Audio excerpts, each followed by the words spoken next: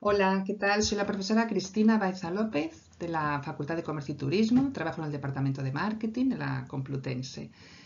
Bueno, muchísimas gracias por la oportunidad también de poder estar aquí, aunque sea al otro lado de la pantalla. Desde luego es un placer.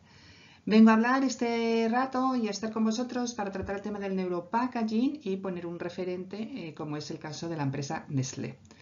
En ediciones anteriores, el curso pasado, justo hace ya un año, en noviembre, presenté en la conferencia sobre neuromarketing y neuroeconomía, bueno, pues una primera ponencia donde empecé a trabajar precisamente lo que era neuroeconomía y neuromarketing a nivel más general relacionado con la distribución comercial. Una vez comiencen esos temas, me voy enfocando más al packaging y luego al neuropackaging, en ese sentido y sensibilidad, en esa parte más emocional. Así que venga, pues sin más, empiezo. Quiero comenzar presentando muy brevemente cómo he organizado el trabajo, marco teórico, problemas medioambientales y Nestlé. En cada uno de ellos, bueno, pues introduzco luego una serie de conceptos, pero la idea es esta: el marco teórico, la parte de neuropackaging, emociones, etcétera. Luego la segunda cara, la menos amable, qué problemas se inciden en el medio ambiente y el caso de estudio de Nestlé. Cuando hablamos de marketing y del plan de marketing, habitualmente hablamos del marketing mix, esas 4 P's de precio, producto, placement y promoción. El placement es la distribución comercial, relaciona la producción con el consumo, acerca y pone a disposición de los consumidores finales y de los consumidores que son empresas, los productos y los servicios. Y la ruta que sigue el producto desde el inicio hasta que llega realmente al consumidor final configura el canal de distribución. Los canales de distribución son algunos cortos, pero la mayoría son muy largos, largos geográficamente y largos y complicados por la cantidad de empresas que intervienen. Y en todos esos momentos el producto, claro, es manipulado, envasado, agrupado, retractilado, transportado, etc. De ahí la importancia de cuidar bien el producto, que el producto esté bien cubierto, que no tenga problemas, que no se vaya a romper, que no se estropee. Fijaros si es un producto líquido, si es un producto de alimentación, si es algo de cristal, lo que fuera, ¿no? Pero todas las actividades de diseño y de producción del envase del producto es el packaging.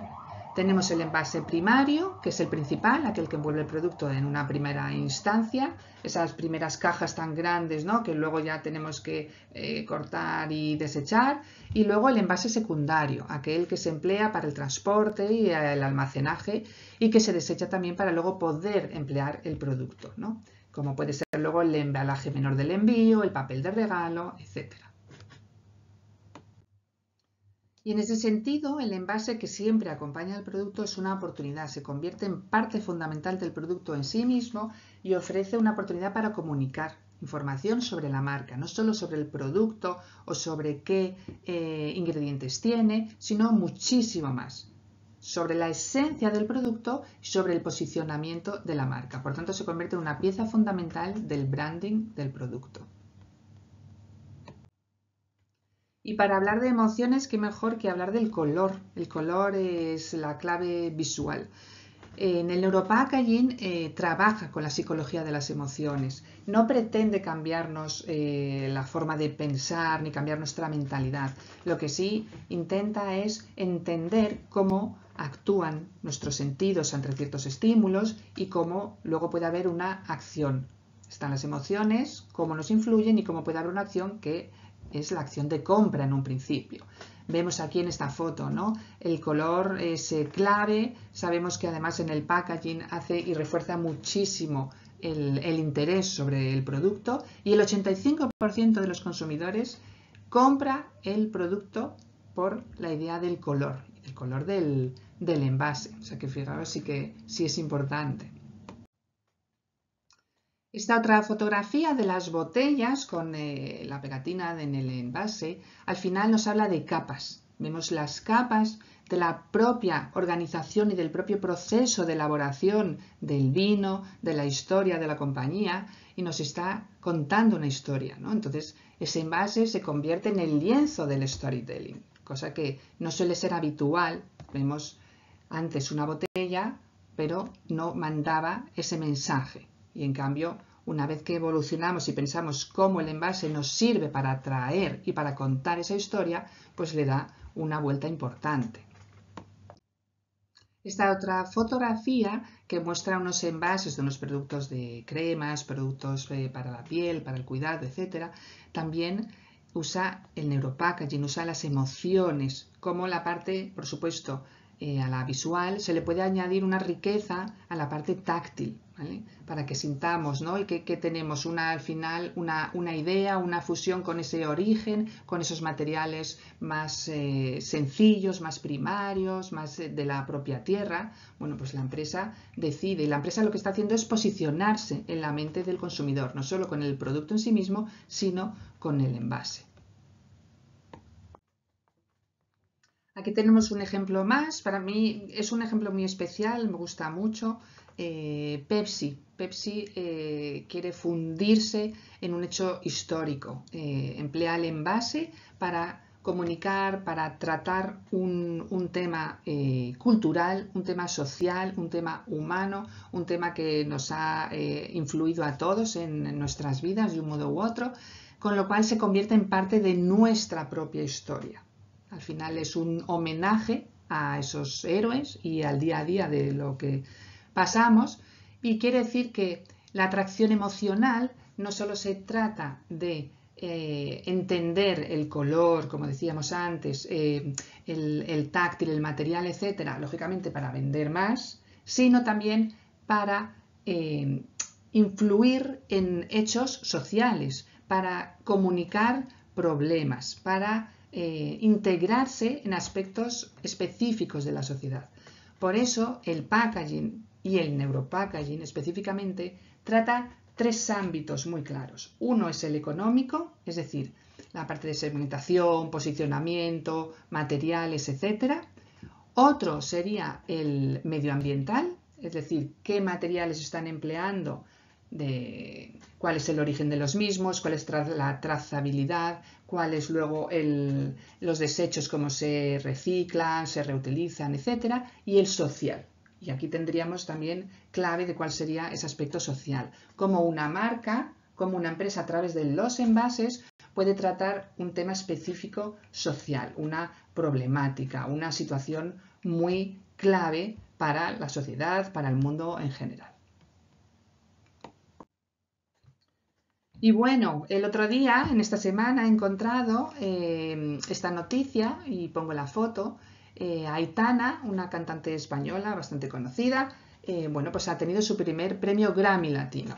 Y entonces, bueno, pues claro, ella está lógicamente contentísima y estupendo. Pero luego cuando leí un poco más ponía premio Grammy Latino al mejor diseño de empaque.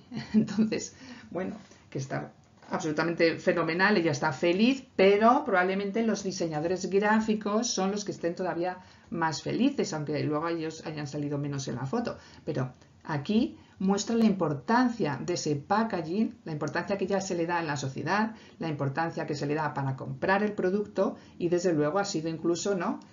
Bueno, pues galardonado el propio envase.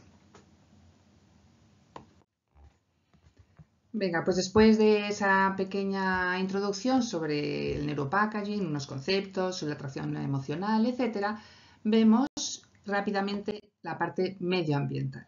Los envases también tienen una cara negativa. Hemos hablado de la parte positiva, pero también hay algo que es menos amable. Los envases utilizan muchísima materia prima, primaria. Los envases al final suponen un enorme uso de plástico y de papel. 40% de los plásticos y el 50% del papel utilizado en la Unión Europea se destina a envases, y además representan una cifra importante, el 36%, de residuos sólidos urbanos en la Unión Europea. Cada habitante genera una media de 36 kilos de residuos de envases de plástico, habitante de la Unión Europea, con datos últimos del Parlamento Europeo. 36 kilos de residuos cada uno de nosotros. El volumen ha ido aumentando entre 2012 y 2022 en torno a 8 kilos, con lo cual, si tenemos en cuenta proyecciones o previsiones, pues Es una problemática grave y el total de residuos de plástico producido en la Unión Europea en 2022 fue de 16,16 millones de toneladas. Y de todas ellas solo se reciclaron 6,58 millones de toneladas de plásticos, de residuos de plásticos. Entonces, claramente hay ya un problema estructural sobre el medio ambiente. Tenemos una serie de regulaciones, claro, pero bueno, simplemente nombrarlas muy rápidamente. El Parlamento Europeo ya toma medidas en el 94 para fomentar el concepto y el proceso de reciclaje. Va habiendo transformaciones, nuevas valorizaciones, etcétera, y con nuevos objetivos para alcanzarlos en 2020. Después, en el 2015, hay nuevas legislaciones, paquete de economía circular, se realizan nuevas propuestas de los países miembros y ya nuevos objetivos, no solo para el 2020, sino ya para el 2030. Y muy recientemente, en este año, en febrero, ya se ha modificado y lanzado un nuevo reglamento de residuos de envases y de residuos de envases, el 2025-40. De modo que, además de la normativa de qué hay que hacer y cómo se regula el desecho de los envases, también se regulan qué envases pueden entrar a la Unión Europea y cuáles. Tras hablar y mencionar problemas del impacto medioambiental que tienen los envases, me centro ya en una empresa, en este caso Nestlé, como referente. Comienza una investigación cualitativa, se trata de un análisis de contenido clásico y cualitativo y una muestra documental en la cual trabajo con el informe de información no financiera y luego otros que también son públicos sobre su política de medio ambiente, sobre el informe de reducción de residuos y la estrategia de packaging. ¿Por qué el grupo Nestlé? Bueno, pues es un grupo muy grande, todos lo conocemos, hemos consumido sus productos, seguimos consumiéndolos, están presentes en 188 países y tienen más de 2.000 marcas. Trabajan un modelo de negocio denominado creación de valor compartido. Creación de valor compartido, ¿por qué? Porque están trabajando de cara a no solo el beneficio de la propia empresa, que dice, por supuesto, ¿no?, las expectativas de los accionistas, sino también lograr una sostenibilidad, pensar en el hoy, pensar en el medio plazo y pensar también en el largo plazo, ¿no? Entonces, tratan de ayudar a abordar los desafíos sociales del planeta a nivel general, de las comunidades y luego a nivel más micro de familias y personas. Nestlé trata el tema de la economía circular y de la gestión de residuos. En relación con los envases, se centra mucho en la idea de prevenir, de reutilizar y de reciclar. Tiene un compromiso muy claro y dice que al menos el 95% de todos sus envases de plástico sean diseñados para ser reciclados en 2025. Ha tenido una evolución importante y el dato del 2024 es que alcanzó el 89,5%. Queda un poco para llegar a ese objetivo del 95%. Bueno, y un ejemplo al final nos sirve para cerrar la presentación y ofrecer las conclusiones. En realidad, la sostenibilidad no es una tendencia.